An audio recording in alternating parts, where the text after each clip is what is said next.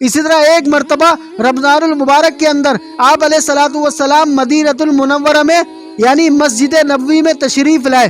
جب ممبر پر چڑھنے لگے، پہلی سیڑھی پر پاؤں رکھا، فرمایا آمین، دوسری سیڑھی پر پاؤں رکھا، فرمایا آمین، تیسری سیڑھی پر پاؤں رکھا، فرمایا آمین۔ اب کس بات پر آمین کہا وہ نہیں پتہ چلا۔ صحابہ کرام حیرت میں پڑ گئے۔ جب نماز جمعہ ختم ہوئی تو آپ علیہ الصلوۃ والسلام سے صحابہ کرام نے پوچھا کہ یا رسول اللہ، آج ہم نے ایک عجیب معاملہ دیکھا۔ جب آپ خطبے کے لیے تشریف لائے، آپ نے پہلی سیڑھی پر پاؤں رکھا، فرمایا آمین، دوسری پر رکھا، فرمایا آمین، تیسری پر رکھا، فرمایا آمین۔ اب آپ نے کس بات پہ آمین فرمایا ہمیں نہیں پتہ۔ تو آپ علیہ الصلوۃ والسلام نے ارشاد فرمایا کہ جس وقت میں نے پہلی سیڑھی پر پاؤں رکھا تو جبرائیل علیہ السلام میرے پاس آئے اور میرے کان میں کہنے لگے کہ ہلاک ہو جائے وہ شخص، برباد ہو جائے وہ شخص کہ جس کی زندگی کے اندر رمضان المبارک کا مہینہ آ جائے، اس کے باوجود بھی وہ اپنے اللہ کو راضی نہ کر سکے۔ میں نے فرمایا آمین۔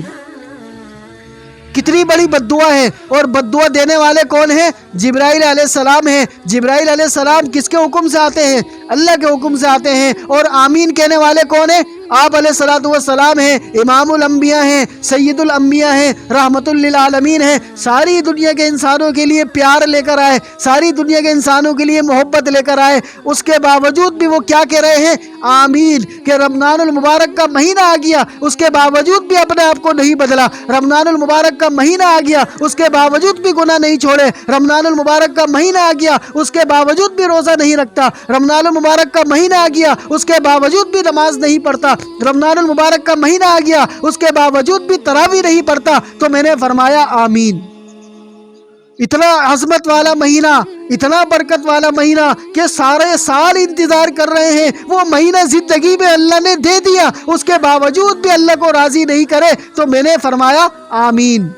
دوسری سیڑھی پر پاؤں رکھا، جبرائیل علیہ السلام نے میرے کان میں کہا کہ ہلاک ہو جائے وہ شخص، برباد ہو جائے وہ شخص کہ جس کی زندگی کے اندر اس کے ماں باپ زندہ ہوں اور وہ بوڑھے ہو جائیں، ضعیف ہو جائیں، کمزور ہو جائیں، اور ان کو اس کی ضرورت ہو اور یہ ان کی ضرورت کو پورا نہ کر سکے اور ان والدین کے ذریعے سے اپنے اللہ کو راضی نہ کر سکے۔ میں نے فرمایا آمین۔ کیا مطلب ہے کہ ماں باپ بوڑھے ہو چکے ہیں، کمزور ہو چکے ہیں، کھانے پینے سے محتاج ہیں، آپ کام کرتے ہو، کما کے لاتے ہو، ان کی ضروریات پوری نہیں کرتے۔ جب ضروریات پوری نہیں کرتے وہ دعا نہیں دیتے، جب وہ دعا نہیں دیتے تو اللہ پاک ارشاد فرما رہے ہیں کہ ایسا بندہ ہلاک ہو جائے کہ اس کے سامنے جنت کمانے کا موقع موجود ہے، جنت میں جانے کا موقع موجود ہے، اس کے باوجود بھی وہ ان کی خدمت نہیں کرتا۔ تو جبرائیل علیہ السلام نے فرمایا ایسا بندہ بھی ہلاک ہو جائے۔ اور آمین کون کہہ رہے؟ آپ علیہ الصلوۃ والسلام کہہ رہے ہیں۔ اسی طرح جب تیسری سیڑھی پر پاؤں رکھا، فرمایا آمین، تو آپ علیہ الصلوۃ والسلام نے ارشاد فرمایا کہ جبرائیل علیہ السلام نے میرے کان میں کہا کہ ہلاک ہو جائے وہ شخص، برباد ہو جائے وہ شخص کہ جس کے سامنے آپ علیہ الصلوۃ والسلام کا ذکر آئے، نام آئے اور وہ درود نہ پڑھے۔ میں نے فرمایا آمین۔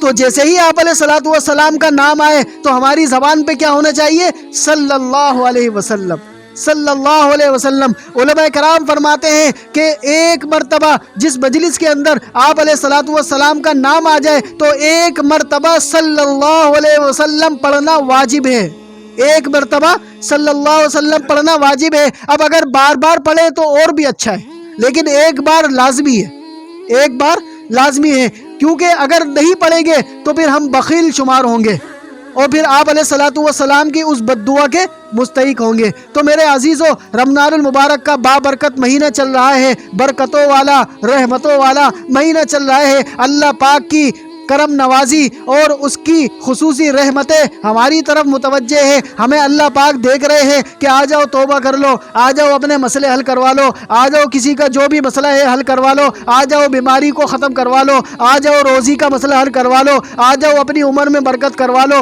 آ جاؤ جو بھی مسئلہ تمہارا ہے آ کر مجھ سے مانگو، میں تمہارا وہ مسئلہ حل کروں گا، اور اپنے گناہوں کو ختم کروا لو۔ آج ہر انسان گناہوں میں ڈوبا ہوا ہے، آج ہر انسان گناہوں میں ڈوبا ہوا ہے، رات دن گناہ کیے، اللہ کو ناراض کیا۔ پتہ نہیں اللہ پاک نے ہمیں یہ نصیب فرما دیا کہ رمضان المبارک کا مہینہ دے کر ہمیں گناہوں سے بخشوانے کا موقع دے دیا۔ اب اگر اس کے باوجود بھی ہم اپنے اللہ کو راضی نہ کریں، اپنے اللہ کو راضی نہ کریں اور اسی معمول کے مطابق اپنا رمضان گزار لیں تو ہم سے زیادہ پھر بدقسمت کوئی نہیں۔ درس قرآن، درس حدیث، اصلاحی بیانات، فقہی مسائل اور وظائف کے لیے مفتی ابو بکر انصاری کے چینل کو سبسکرائب کریں۔